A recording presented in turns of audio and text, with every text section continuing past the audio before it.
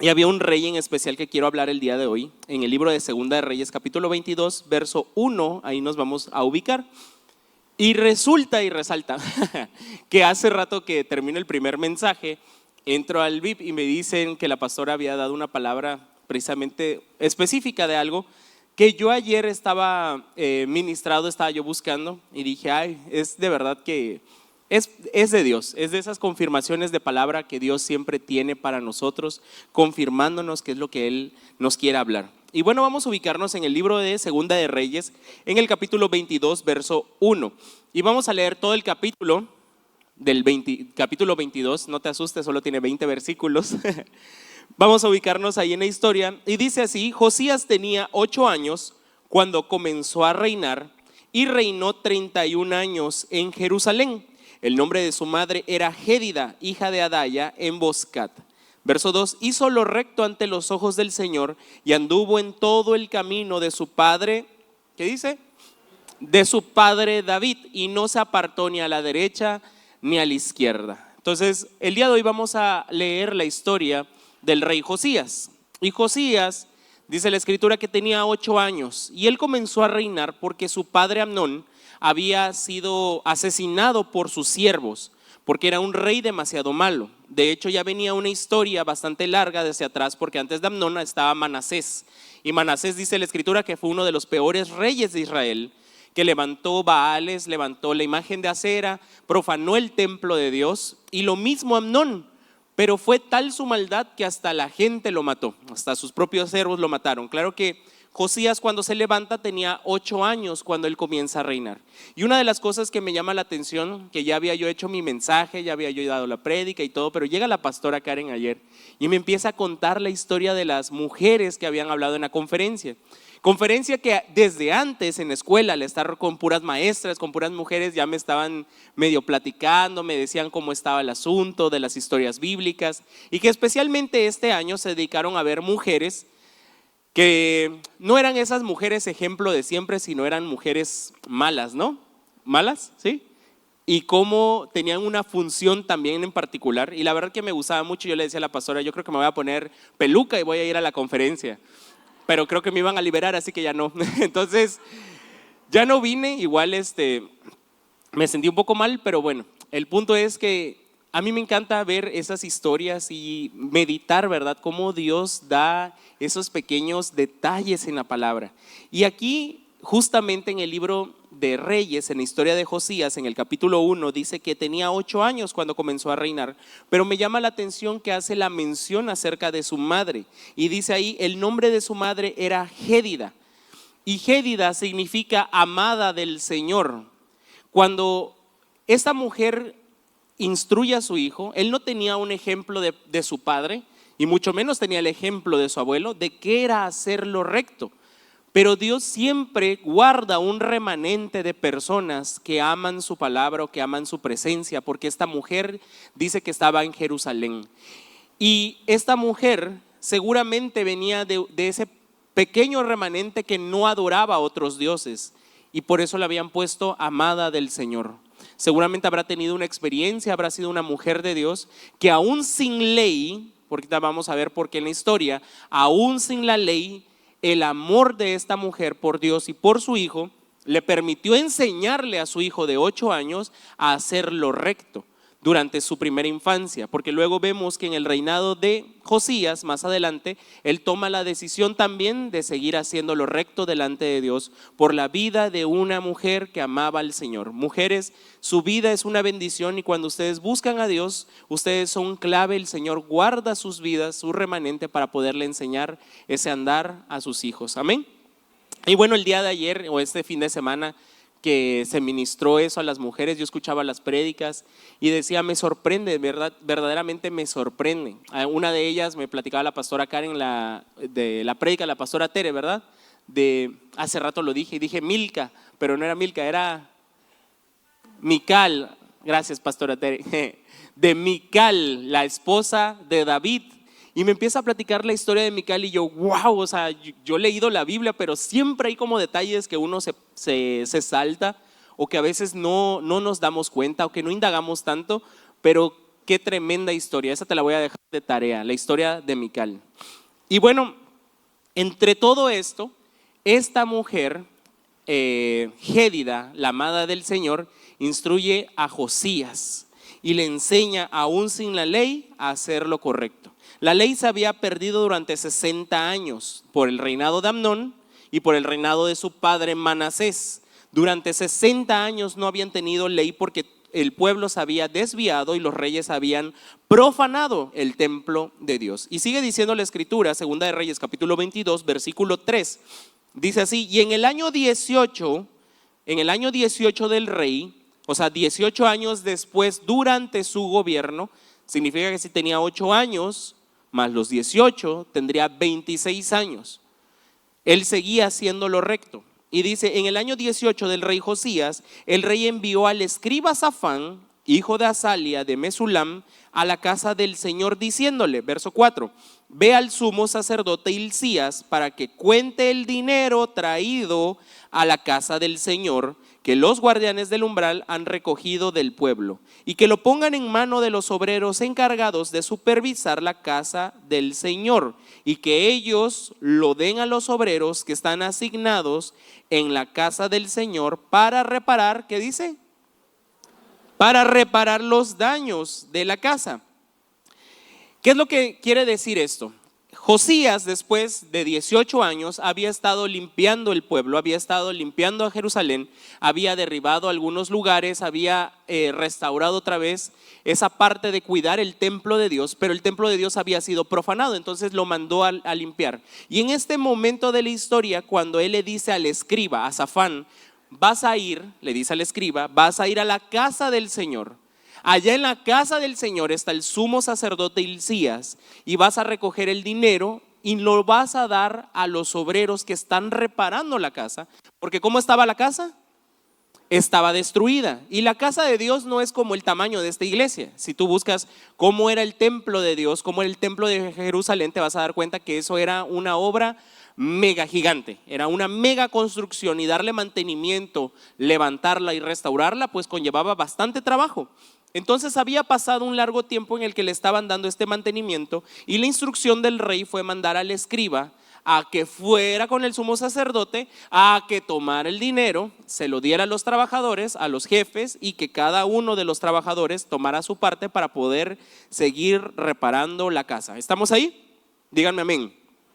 Muy bien, versículo 6 dice: a los carpinteros, a los constructores y a los albañiles, y para comprar maderas y piedras de cantería para reparar la casa. Pero no se le pedirá cuenta del dinero entregado en sus manos, porque obran con fidelidad. Entonces Josías manda a su escriba, está el sumo sacerdote, están los trabajadores, y todos están trabajando, todos están haciendo su parte, porque ellos han decidido volver a hacer lo recto delante de Dios, han vuelto a tratar de honrar a Dios porque todavía no tenían la ley. Versículo 8, todos estaban obrando con fidelidad. Versículo 8 dice: entonces el sumo sacerdote Hilcías dijo al escriba Safán, a ver, vamos a leerlo todos juntos a la cuenta de 3, 1, 2, 3. He hallado el libro de la ley en la casa del Señor. ¿Dónde estaba el libro de la ley? ¿Y dónde debería de estar? Usted vino a la primera prédica. En la casa del Señor. O sea, la primera pregunta es bastante obvia. ¿Dónde estaba el libro? En la casa del Señor. ¿Y dónde debía de estar? En la casa del Señor. Entonces, ¿cuál es la sorpresa? ¿Cuál es la sorpresa de que el sumo sacerdote Hilcías le diga a Safán: he hallado el libro de la ley? ¿Y dónde debería de estar? Pues, o sea, si debería de estar en la casa del Señor, entonces no has encontrado nada nuevo. No sé si me estoy explicando.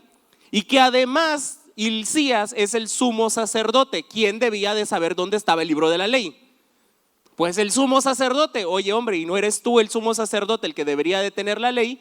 Pero resulta que la ley estaba perdida. El problema no es que estuviera perdida per se, que estuviera perdida tal cual, sino que en realidad había sido dejada y olvidada. Estaba en la casa del Señor, pero la casa del Señor estaba vacía.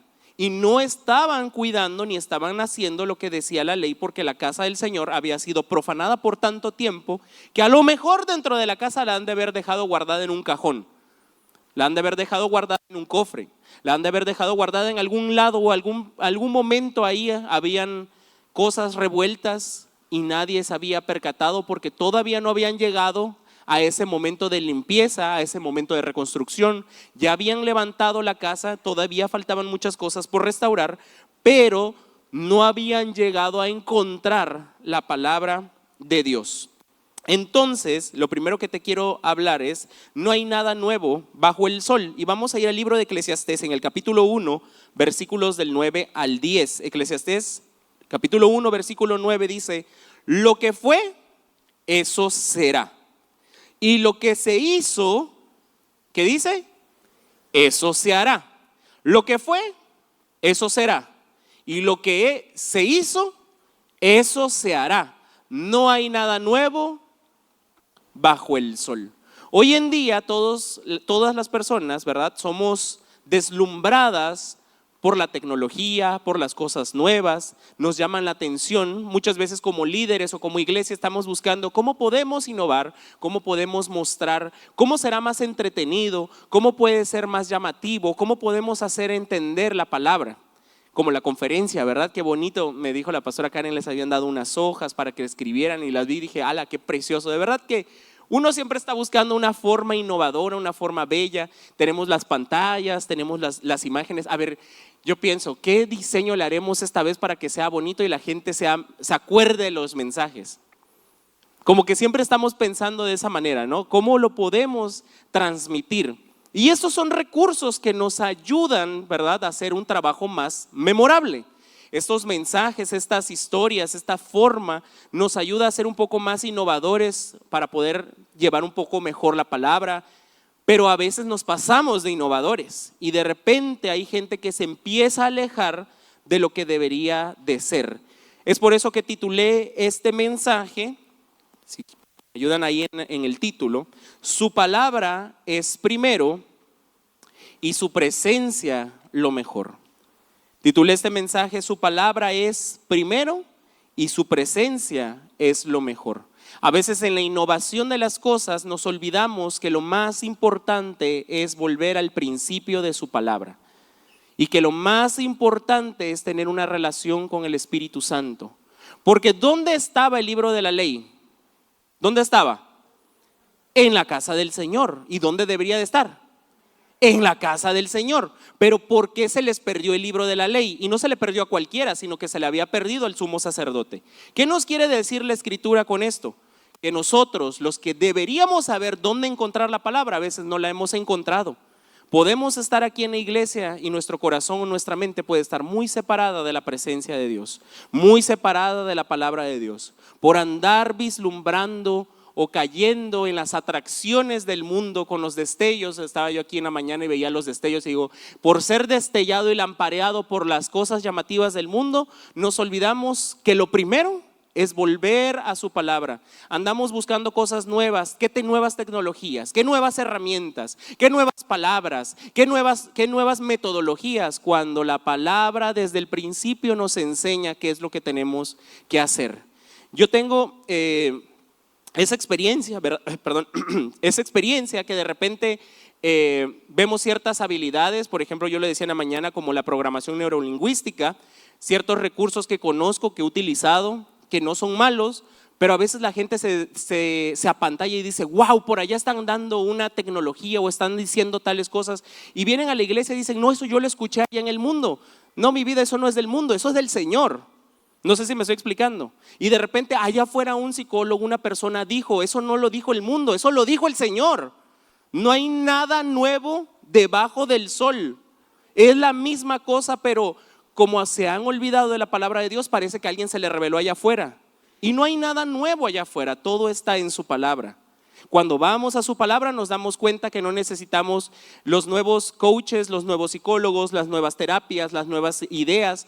Todo está en su palabra. Desde el principio Dios ya nos había hablado de eso. Desde el principio Dios nos había dicho que el ayuno, fíjate cómo es eso, el ayuno es restaurador. Pero hoy en día vemos las dietas y decimos, no, el ayuno ayuda a curar el cuerpo. ¿Y no el Señor te había mandado a ayunar? Pero hoy es la revelación de las nuevas tecnologías y las nuevas, no sé si me estoy dando a entender. Eso en lo carnal, ahora en lo espiritual, en lo mental, en lo psicológico, todo está en la palabra de Dios. No hay nada nuevo debajo del sol. El problema no es la ausencia de su palabra. Ahí tengo la primera frase, si me ayudas a colocarla. El problema no es la ausencia, sino el abandono de su presencia. El problema no es la ausencia de la palabra, no es la ausencia de que nosotros faltemos a la iglesia. El problema no es que no la encontremos. El problema es que en realidad hemos abandonado la presencia de Dios. La ley no estaba perdida, estaba ahí donde tenía que estar. Estaba perdida para el que no la tenía en su mente o en su corazón, no la había puesto en práctica porque no sabía por dónde empezar. Entonces Hilcías, que era el sumo sacerdote, dice: he hallado el libro de la ley.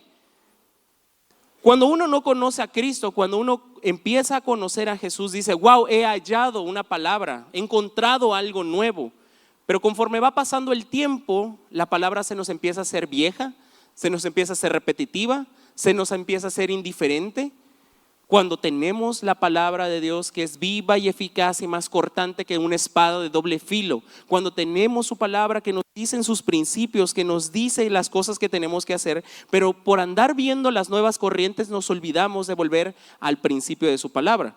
Hoy en día las corrientes de la gente que dice: ay, se me acaba de revelar que vamos a hacer una iglesia pet friendly, porque ahorita como todo es pet friendly, vamos a hacer la iglesia pet friendly. Ay, en Manantial de Vida no dejan traer mascotas. Oiga, esto no es pet friendly. Tenga su mascota en su casa. No sé si me estoy explicando. Es entre una de otras. Hoy en día puedo ver en TikTok, y la verdad que eso conmueve mi corazón y me molesta, porque digo, ahí es cuando uno se quiere hacer tan nuevo que a veces olvida que lo primero y lo mejor viene de parte de Dios. Hoy en día hay pastores homosexuales que casan homosexuales, porque Dios es amor, porque todo es amor, porque todo es aceptación. ¿Cómo se dice? ¿Qué retrógrada la iglesia que no acepta la homosexualidad? Oye, pero si desde el principio Dios ya nos dijo una palabra. Hay iglesias hoy en día donde vamos a escuchar música mundana. Yo estoy de acuerdo en escuchar música secular, pero la iglesia es un lugar de adoración, un lugar santo. Pero ahora resulta que hay iglesias donde ponen música secular mientras usted está en el servicio. O hay iglesias que se vuelven cafeterías donde la gente llega a tomar el café y escuchar la prédica de motivación que da el pastor porque es una iglesia muy cool. No sé si me estoy dando a entender. Entonces, por estar apantallado por las cosas nuevas, nos vamos alejando del principio de su palabra. Y eso es bien grave, porque por eso el Señor nos vuelve a mandar al principio. Por algo lo instituí desde el inicio. Y en lugar de buscar qué nueva revelación te dio el Señor, deberíamos de volver a su palabra para poder encontrar la dirección por la cual Él nos está mandando a vivir. No sé si me estoy explicando. Entonces el problema no es la ausencia de la palabra. El problema es el abandono de la presencia de Dios, porque yo creo que Dios me reveló algo nuevo. Voy a contarte una historia que hace poco me recordaron, porque yo la daba en la clase de MBI, en la Academia Básica, en el tema de odres nuevos. Y siempre decía que Dios nos manda a renovarnos, pero bueno, siempre hay un iluminado. Y contaba una historia, yo no la inventé, yo la escuché de un pastor, y este pastor decía que un día en la iglesia estaba el pastor tocando la guitarra en adoración y estaba la iglesia escuchando y el pastor estaba tocando. Adán y Eva, Dios los creó, hombre y mujer, Dios los creó.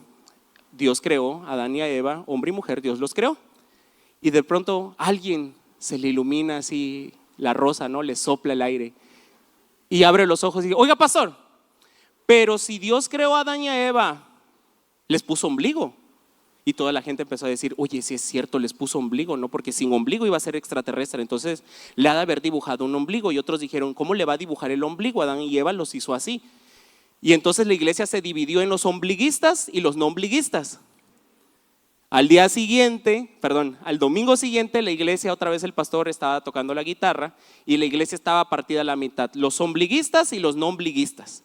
Y el pastor otra vez: Adán y Eva, Dios los creó, hombre y mujer, Dios los creó, varón y hembra, Dios los creó, Adán y Eva, Dios los creó. Y otro se le vuelve a iluminar así de los ombliguistas y dice: oiga, pastor, pero el ombligo lo tenía hacia adentro o hacia afuera, porque si se lo dibujó a lo mejor se le había metido, pero como hizo esfuerzo y pecó, se le ha de haber salido. Y la iglesia empezó a cuchichear, no sé si es cierto, ¿verdad? Entonces la iglesia se volvió a dividir en los ombliguistas adentristas, los ombliguistas afueristas y los no ombliguistas. Y esa historia siempre me da mucha risa porque el pastor que le estaba contando dice, así de tonto es la división de la iglesia. Porque todos creen que algo Dios se les reveló, cuando el principio sigue siendo el mismo. No sé si me estoy explicando. De hecho, hoy en la mañana estaba diciendo, hoy mi prédica es muy bautista. Los bautistas son muy cuadrados, muy rectos. Entonces hoy vine en modo bautista. El bautista cree que para poder ser parte de la iglesia, para poder ser miembro de la iglesia, para poder ser salvo, te tienes que bautizar y solo te bautizas una vez y te vuelves miembro de la iglesia. Es un proceso más difícil. Usted viene acá y ni se ha bautizado, pero es parte del cuerpo de Cristo. Pero el bautismo es lo mismo, tanto para el bautista como para el pentecostal, o para el neopentecostal, o el carismático, el evangélico, el ortodoxo y todos los demás. Todos creemos en el bautismo. ¿Estamos ahí? La única diferencia es cómo crees, qué crees o cómo crees que funciona el bautismo. Si te bautizas de chico, si te bautizas de grande, si te vuelves a bautizar, si solo te bautizas una vez, si estudias para bautizarte, si no estudias para bautizarte, si te la creíste o no te la creíste. Todo eso es irrelevante porque no podemos medir lo que solamente está en el corazón, lo que solamente uno puede creer, porque eso lo pesa el Señor. ¿Estamos ahí? Pero el hombre pretende entender algo que solamente le corresponde a Dios, que solamente depende de la presencia de Dios. Es muy fácil caer en la religiosidad de la palabra y decir esto hay que hacer y esto no hay que hacer. Es más difícil enseñarle a todos a tener una relación con Dios y que cada uno reciba la palabra que es para su vida. ¿Me estoy explicando? Yo te puedo decir hoy en día, hablando de esto, que no hay nada nuevo bajo el sol. Y lo decía hace rato, hoy me tiré muchos factos. Uno de ellos decía, me voy a atrever a decirlo. Hoy yo te puedo decir que el tatuaje no es un pecado. Tatuarse no es pecado. Pero guardar tu cuerpo y morir a tu carne es mucho mayor que tatuarse.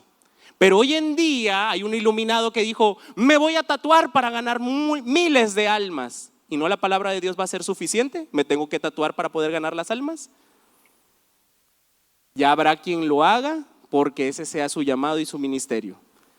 Pero yo no necesito tatuarme para ganar almas, aunque a mí me gusten los tatuajes. No sé si me estoy explicando. Pero siempre hay un iluminado que dice, no, pero yo tengo una idea nueva y revolucionaria. Tatuémonos todos para ganar todas las almas. No, hombre, está perdido. Buscando algo nuevo, cuando en realidad debemos de volver al principio, a sus ordenanzas, a sus mandamientos. No hay nada nuevo bajo el sol. No está perdida la palabra. El problema es que no la quieres leer y estás buscando a ver quién te dice lo que tú quieres escuchar o en qué lugar te vas a acomodar conforme lo que tú quieres oír y lo que tú quieres vivir. Por eso dije, hoy estoy en modo bautista. En el principio de su palabra hay reglas y estatutos. Y mira que sigue diciendo la escritura. Estábamos en 2 de Reyes capítulo 22, versículo 8. Entonces el sumo sacerdote Hilcías dijo al escriba Safán, he hallado el libro de la ley en la casa del Señor. Hilcías dio el libro a Safán y ¿qué hizo? Lo leyó. Y el escriba Safán vino al rey y trajo palabra al rey diciendo, sus siervos han tomado el dinero que se halló en la casa y lo han puesto en manos de los obreros encargados de supervisar la casa del Señor. Verso 10. El escriba Safán informó también al rey, el sacerdote Hilcías me ha dado un libro, y Safán lo leyó en la presencia del rey. Entonces, ¿qué sucede inmediatamente? Que lee la escritura. La tenía Hilcías, se la da a Safán y se la lee a Josías, y enseguida, versículo 11, vamos a continuar leyendo, versículo 11, Segunda de Reyes capítulo 22, verso 11, cuando el rey oyó las palabras del libro de la ley, rasgó sus vestidos, reaccionó a la palabra que había escuchado. Y este es el poder de la palabra de Dios, reaccionar a su palabra. Mira que dice Primera de Corintios capítulo 1, verso 18. Primera de Corintios capítulo 1, verso 18, porque la palabra de la cruz es necedad para los que se pierden, pero para nosotros, los salvos, ¿Qué es? Es poder de Dios. Porque el que cree en Cristo Jesús tiene promesas, tiene bendiciones, tiene esperanza. Como dijo el apóstol Pablo, yo no quiero que vivan sin esperanza, yo quiero que ustedes sepan que así como Cristo resucitó, ustedes también van a resucitar. Yo quiero que ustedes sepan que la vida terrenal es pasajera, pero para todo el que ha creído en Cristo Jesús tiene una vida eterna y que no muere sino que viene a vida y que Él va a saltar para vida eterna. Porque todo el que viene a Jesús, porque todo el que cree en Él, porque todo el que tiene fe, este será salvo, este será bendecido. Entonces viene una palabra de parte de Dios. Pero el que no cree en la palabra de Dios, el que es necio, la palabra reacciona de tal manera que se vuelve un necio y no recibe nada. Y en cambio, ¿qué dice? Se pierde. Ahí yo puse una frase, la frase 3, perdón, si me ayudas ahí, la frase 3. La misma palabra que salva al humilde, endurece al orgulloso. La misma palabra que salva al humilde, endurece a los orgullosos. Yo puedo estar aquí predicando y dando una palabra. La palabra es la misma para todos nosotros. Pero para algunos es perdición y necedad y decir, ese pastor de veras, que cómo va a estar diciendo que el amor no se puede, que los animales no se pueden, que estas cosas no se pueden. Bueno, esa es la palabra. Ese es el principio. Pero aquí no se va a acomodar en lo que usted quiera, sino en lo que Dios dice. Porque esa es la casa de Dios. Entonces, para unos es salvación y para otros es dureza y orgullo. Me regreso a la frase número 2, porque esta fue la 3.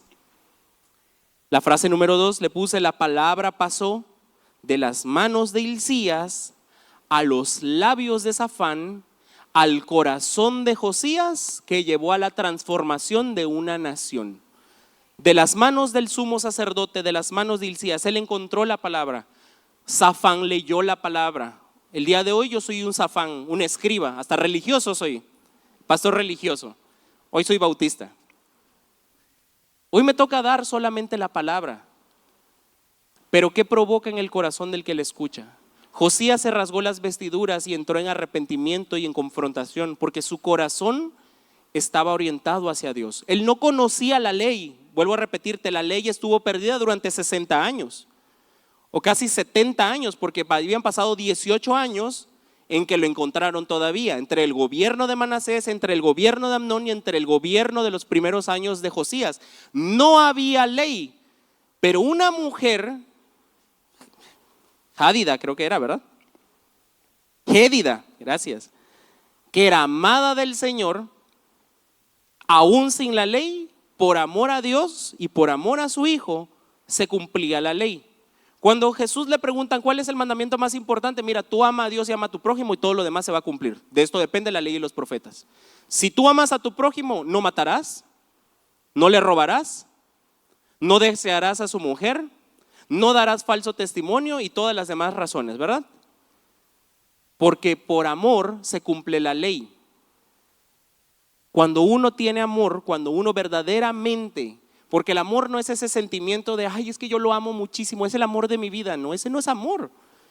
El amor, dice la Escritura, que es sufrido, que no es egoísta, que no es jactancioso, que todo lo espera, todo lo sufre, todo lo soporta, y el verdadero amor no deja de ser. El amor no es el sentimiento de que yo quiero estar contigo para siempre. No, el amor es qué sacrificio estoy dispuesto a hacer para servirte a ti. El sacrificio de Cristo de morir para servirnos a nosotros. Nosotros decimos amar a Dios, pero no queremos renunciar a nuestra vida o nuestra carne. No sé si me estoy dando a entender. Ahí está en el principio, pero hemos desvirtuado el principio porque como Jesús es amor, entonces todo es amor. No estamos comprendiendo el amor de Dios.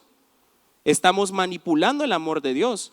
Cuando Hilcías se encuentra, dice la palabra, pasó de las manos de Hilcías. Eso es del descubrimiento. Cuando uno descubre la palabra de Dios, uno dice, wow, yo no sabía que Dios era de esta manera.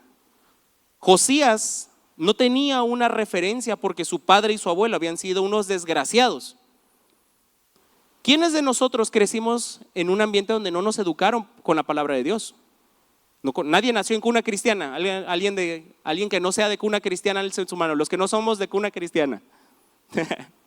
La gran mayoría no fuimos de cuna cristiana, no nos compartieron el evangelio, no sabíamos nada de Dios. Josías descubre la palabra. Yo descubrí un día la palabra y dije, wow, no sabía que Dios existía, no sabía que Dios hablaba, no sabía. Un día me llevaron a la escuela una Biblia, estaba yo en tercero de secundaria, la maestra de español pidió una Biblia.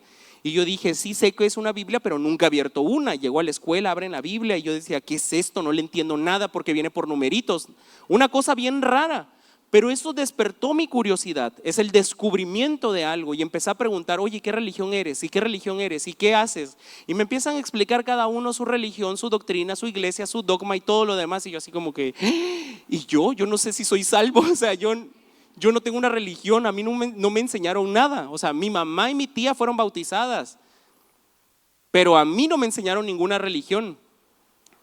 A mí no me habían enseñado nada, yo ni bautizado de niño había sido y yo me empecé a preocupar y dije, ay padre, pero entró el descubrimiento, luego vino el conocimiento.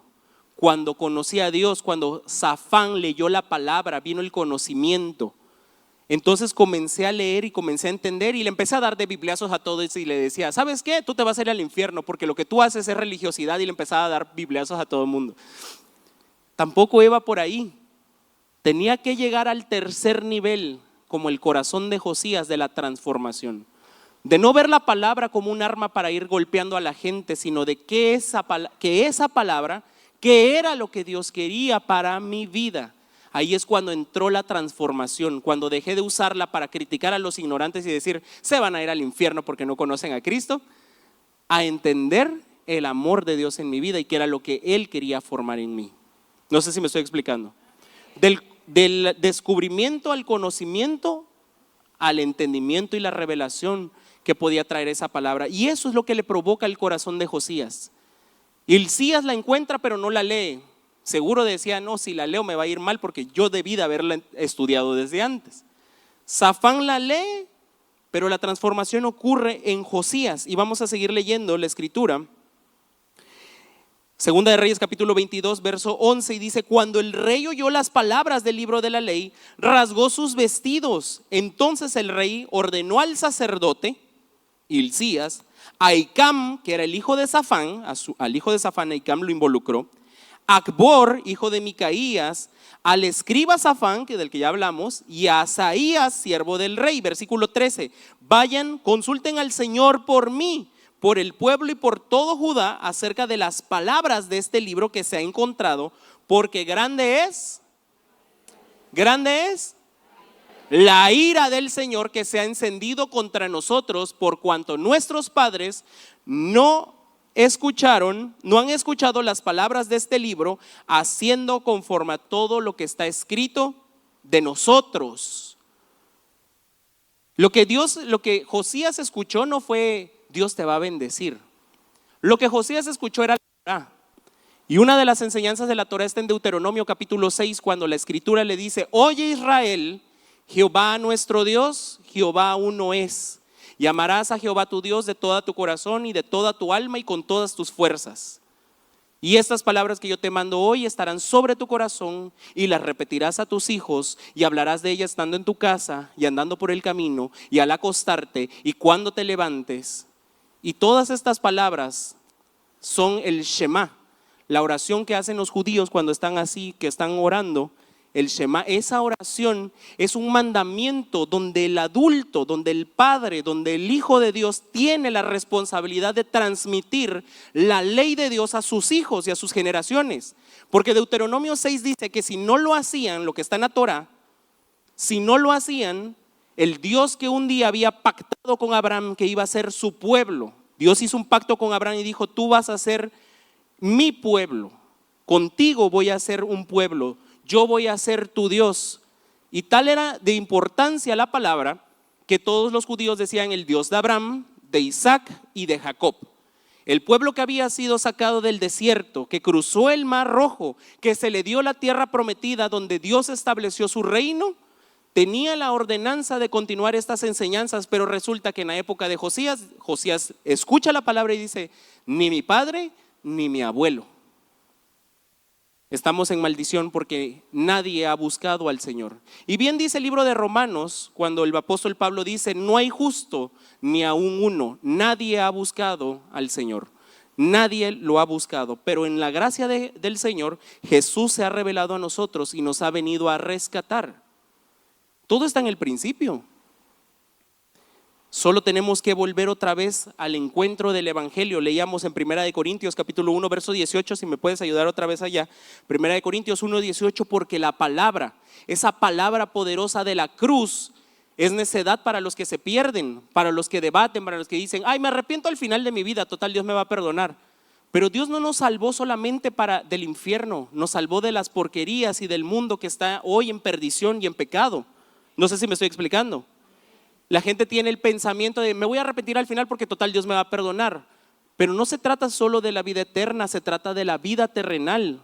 Se trata del tiempo que estamos aquí, cómo pretendemos vivir, cómo vamos a vivir. Si el Señor trajo vida y nos las trajo en abundancia. No sé si me estoy explicando. Si tiene promesas de vida eterna, pero también tiene promesas para la vida terrenal. Entonces cuando el rey lee todo esto, le dice a estos hombres, vayan y consulten al Señor por mí. Versículo 13, vayan y consulten al Señor por mí, por el pueblo y por toda Judá acerca de las palabras de este libro que se ha encontrado. Y entonces, versículo 14, continuamos leyendo. Segunda de Reyes capítulo 22 verso 14. Entonces el sacerdote Hilcías y Ahicam, Acbor, Safán y Asaías fueron a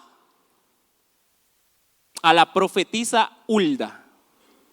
¿Y dónde rayos estaba esa profetisa? A mí me llamó esto la atención y yo empecé a investigar, lo leí. Ayer platiqué con la pastora Karen y dije, otro de esos detalles que Dios tiene. Y yo no sabía que ayer en la conferencia la pastora cerró con eso. Hace rato en el primer servicio yo estaba diciendo que a mí me había sorprendido, pero resulta que la pastora lo había predicado. Y yo dije, wow, de verdad que esas son de las cosas que Dios sigue afirmando a la iglesia. Que siga habiendo esa unción. ¿Por qué? Porque en el tiempo de Josías, si tú lo buscas, anótalo ahí para que lo leas en tu casa, Sofonías capítulo 1, versículo 1, dice que habían otros profetas en los tiempos de Josías. Pero Josías no fue a consultar a esos profetas grandes y de renombre, no fue a hablar con esos profetas. Josías mandó a estos hombres a buscar una voz que encontraron dentro de Jerusalén, porque dice, y fueron a la profetisa Hulda, reconocían que había una profecía dentro de la ciudad, mujer de Salum, hijo de Ticba, hijo de Arjas, encargado del vestuario. Era el hombre, el esposo de la profetisa, era el encargado del vestuario del rey. Dice, ella habitaba en Jerusalén en el segundo sector y hablaron con ella. En el segundo sector estaba más lejos del templo. Pero ¿por qué Dios hace énfasis o menciona de esta mujer? Y no la vas a encontrar en ningún otro lugar. Pero una de las características que tiene es que menciona al Señor su nombre. Y le pasa lo mismo que Gédida. No hay persona que pase desapercibida para Dios.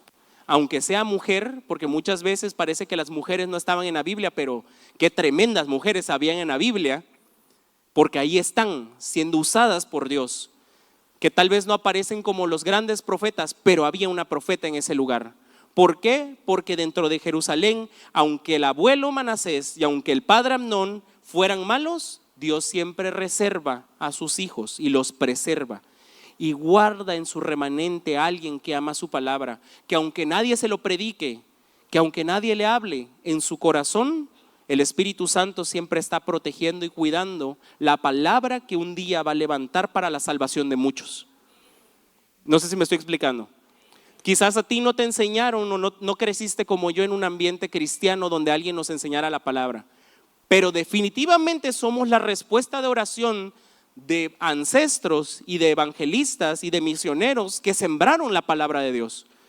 Y Dios en un momento levantó hombres y mujeres que guardaran el amor y el testimonio por su palabra. Y ahí estaba Hulda, una mujer, esposa de un servidor del templo, que reconocieron que era una profetisa. Y aunque habitaba en el segundo sector, hasta el sacerdote Hilcías, el sumo sacerdote, ¿qué iba a hacer el sumo sacerdote?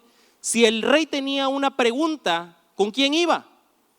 Con el sumo sacerdote. Si David tenía una pregunta, iba con el sumo sacerdote. Si Saúl tenía una pregunta, iba con el sumo sacerdote. Y aquí resulta que Josías dice, pues no me puedo confiar mucho de Hilcías porque te acaba de encontrar apenas el libro de la ley. Pero aún en eso, la humildad de Hilcías fue decir, yo también voy a buscar la palabra de Dios. Porque hubo un avivamiento en todos ellos. Y entonces caminaron y fueron hasta donde estaba ella. Versículo 15. Y ella les dijo, así dice el Señor Dios de Israel, digan al hombre que los ha enviado a mí, así dice el Señor, voy a traer mal sobre este lugar y sobre sus habitantes, según todas las del libro de la ley que ha leído el rey de Judá. ¿Sí se escuchó o se interrumpió el micro? ¿Sí se escuchó? ¿Se cortó? Bueno, estamos bien de batería. Vuelvo otra vez, dice el verso 16, así dice el Señor, voy a traer mal sobre este lugar. Ay, esa no es de la palabra profética que uno espera, ¿verdad? Pero ahí está la profetisa. Voy a traer mal a este lugar y sobre sus habitantes, según todas las palabras del libro que ha leído el rey de Judá. Por cuanto me han abandonado y han quemado incienso a otros dioses para provocarme a ira con toda la obra de sus manos. Por tanto, mi ira arde contra este lugar y no santo. Esa no es la profecía que uno a veces espera escuchar. Hasta ahí la primera parte de la profecía, versículo 18. Pero al rey de Judá, que los envió a consultar al Señor, así le dirán, así dice el Señor Dios de Israel en cuanto a las palabras que has oído. Verso 19, porque se enterneció tu corazón y te humillaste delante del Señor cuando oíste lo que hablé contra este lugar y contra sus habitantes, que vendrían a ser desolación y maldición, y has rasgado tus vestidos y has llorado delante de mí, ciertamente te he oído, dice el Señor. Por tanto, te reuniré con tus padres y serás recogido en tu sepulcro, en tu sepultura en paz, y tus ojos no verán todo el mal que yo voy a traer sobre este lugar. Y llevaron la respuesta al rey. Ulsa le dijo la verdad. La escritura dice que hay condenación, o no hay condenación. Pero el corazón de Josías no se dejó llevar por lo que decía la condenación, sino que dice Ulsa, pero cuando tú oíste que venía una condenación y un castigo sobre tu pueblo por haber pecado, por haberse alejado de Dios, el castigo no lo voy a quitar, pero por haberse enternecido tu corazón, a ti te voy a guardar. Esto me lleva al Evangelio, y el Evangelio nos habla de que el que cree en Jesús es salvado y el que no cree es condenado. Acabamos de leer 1 Corintios 1:18. El que cree en el poder del Evangelio en la cruz es para salvación y poder de Dios, y el que no cree por su necedad está en perdición. No hay otro evangelio. Jesús no es una hada madrina que ande regalando bendiciones para todos. Ese no es el evangelio. El problema de nuestros días es que nosotros estamos buscando quién nos vende el evangelio más bonito y a qué iglesia es más cómodo asistir, porque a alguien se le ocurrió iluminarse y decir, es que Dios es amor, no es fuego consumidor. No, mi vida, cuando la palabra de Dios viene con verdad, viene con profecía. Ahí puse la frase número 4. La voz profética confronta para vivir. La voz profética no es la adivinación que mucha gente anda buscando en este tiempo. A ver, viene un profeta, a ver qué me va a revelar para mi futuro. Si el profeta no es adivino, el profeta es profeta. Porque si bien te va a decir tu futuro, te lo va a decir conforme a la escritura. La voz profética confronta para vivir. Nos lleva a la escritura, provoca el arrepentimiento y la obediencia. Esa es la verdadera voz profética. Ulsa era una mujer que no les dijo nada diferente. Les dijo, todo lo que leyó el rey, quiero que sepas que se va a cumplir, porque mentira no es.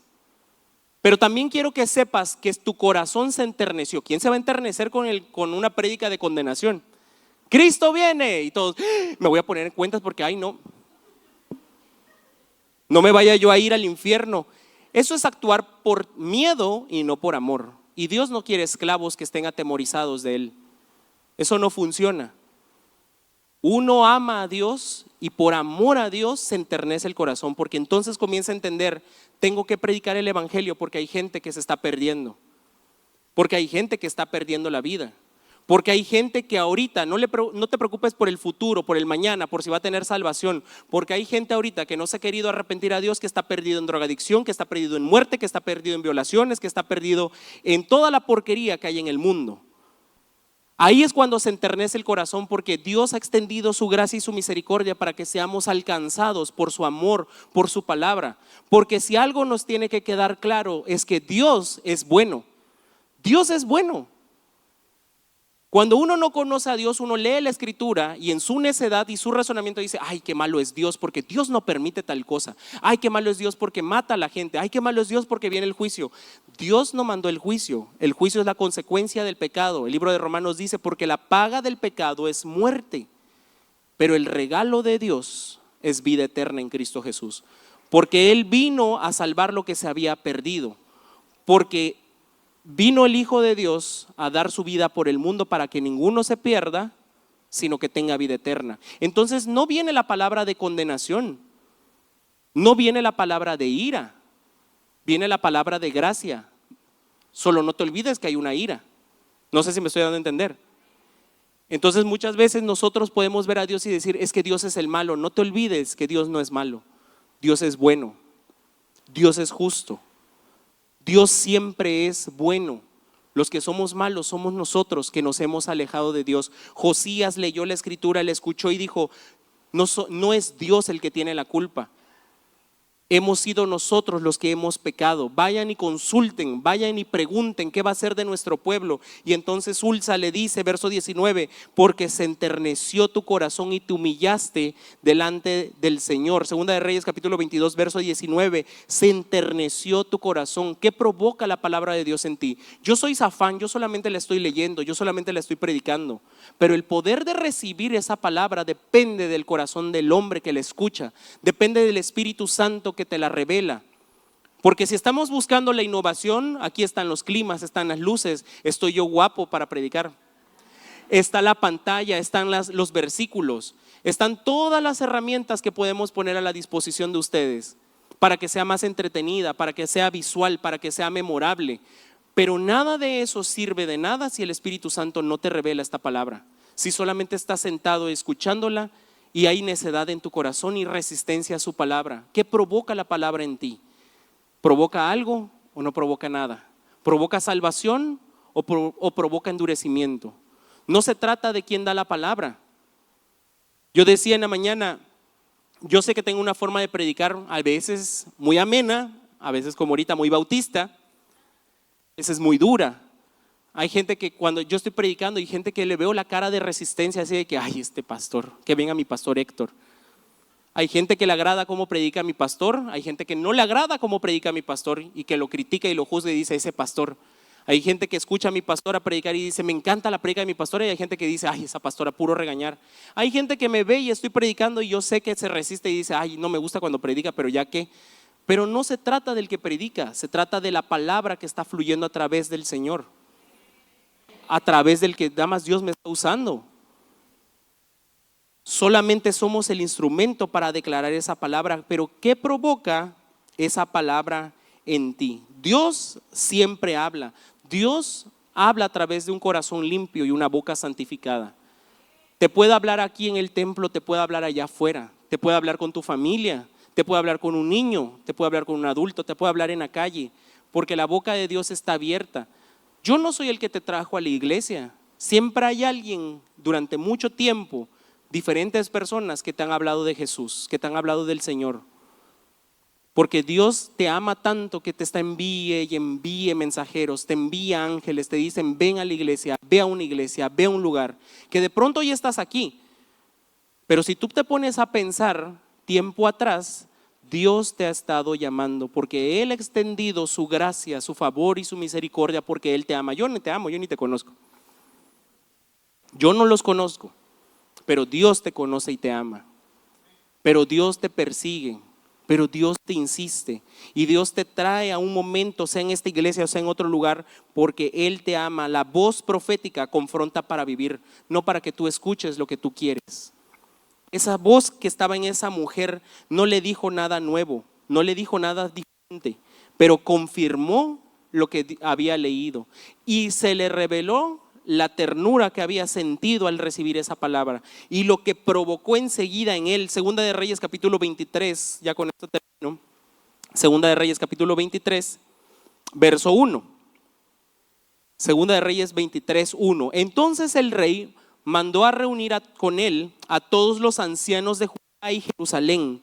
Y el rey subió a la casa del Señor y con él todos los hombres de Judá, todos los habitantes de Jerusalén, los sacerdotes, ¿quién más? Los profetas, porque habían profetas. La palabra de Dios siempre está guardada y todo el pueblo, desde el menor hasta el mayor. Y leyó en su presencia todas las palabras del libro del pacto que había sido hallado en la casa del Señor. Después el rey se puso en pie junto a la columna e hizo pacto delante del Señor de andar en pos del Señor y de guardar sus mandamientos, sus testimonios y sus estatutos con todo su corazón y con toda su alma, así como dice la Escritura, y con todas tus fuerzas y con toda tu mente, para cumplir las palabras de este pacto escritas en este libro. Y todo el pueblo confirmó el pacto. Las palabras de Dios no pasarán. El cielo y la tierra pasarán, pero dice el Señor, mis palabras no pasarán. Y toda palabra que sale de la boca de Dios no regresa a él vacía, sino que hace lo que Él quiere en la vida de cada uno de nosotros. En lugar de andar buscando cosas nuevas, nuevas revelaciones, nuevas ideas, ¿qué nuevo me voy a inventar? ¿De qué nueva manera? No hay nada nuevo debajo del sol. A veces nos estamos olvidando de ir al principio de su palabra y buscar su presencia, porque las dos cosas son necesarias. Cuando solamente estamos buscando la palabra, se entenebrece nuestra mente y el corazón por el conocimiento. Pero cuando buscamos la palabra y la presencia de Dios, entonces Dios nos comienza a revelar para nuestra vida, no para enseñarle a otros, no para darle bibliazos a otro, no para decirle a otros lo que tienen que hacer, sino qué es lo que Dios me dice a mí que debo de hacer, qué es lo que Dios me está diciendo a mí, qué es lo que Dios quiere en mi vida, qué es lo que Dios quiere para mí, para qué Dios a mí me ha llamado, para qué Dios me utiliza, cómo es que Dios me usa a mí, no a los demás. Para dejar de compararse y de ver que Él nos ama profundamente. Que a lo mejor te puedes sentir muy pequeña, pero aún pequeña como Gédida o aún pequeña como Ulsa, Dios nos habla, siempre nos habla, siempre tiene cuidado de sus hijos. Él no te dejará, Él no te va a abandonar, porque aunque Josías tuvo un padre malo y un abuelo perverso, Dios le permitió tener una madre que era amada del Señor. Siempre va a haber alguien cerca de ti que sea de parte de Dios para que no te pierdas, para que sigas permaneciendo. Y bueno, la última frase que tengo allá, la frase número 5, con eso dice la frase, lo más peligroso, lo quise resumir de esta manera, lo más peligroso no es que el diablo nos robe la Biblia, sino que quede bajo el polvo de nuestra indiferencia. Lo más peligroso no es que pierdas la escritura, no es que elimines la aplicación. ¿Quién estará en Biblia física? Por ahí. Amén. Usted va a ser salvo, usted también va a ser salvo, usted va a ser salvo, usted será salvo, salvo, salvo. La puedes traer física, la puedes traer digital. La diferencia está en que la leas, la creas y la pongas en práctica. Es lo único que va a transformar tu vida. Deja de andar buscando, a ver, ¿qué libro de liderazgo me voy a leer? ¿Qué libro de autosuperación me voy a leer? ¿Qué cosa de superación personal? ¿Qué cosa de sanidad interior? Lee la escritura, hombre. Deja que el Espíritu Santo transforme tu forma de pensar, tu forma de sentir, tu forma de vivir. Cristo es único y suficiente para todo lo que necesitamos. Pero cuando no rindes tu vida delante de Dios, andas buscando a ver qué otra tontería te llena. Por resistirte a la presencia de Dios, por resistirte a que Dios te confronte y que te diga lo que verdaderamente tienes que escuchar. Y quise terminar este mensaje con la declaración de fe, porque siempre empezamos con la declaración de fe, a veces sin meditar tampoco en lo que estamos diciendo, ya parece rezo o repetición vana. Esa declaración de fe está basada en Josué 1:9 o la primera parte de Josué. Pero lo que dijo Josué no fue que Josué se le revelara, sino que Moisés se lo había mandado desde el principio. Medita en el libro de la ley de día y de noche, medita en su palabra de día y de noche. Y buscando cosas nuevas, ¿verdad? Nos terminamos inventando la declaración de fe. ¿Qué declaración de fe? Ponte a leer la Escritura. Medita en su palabra de día y de noche.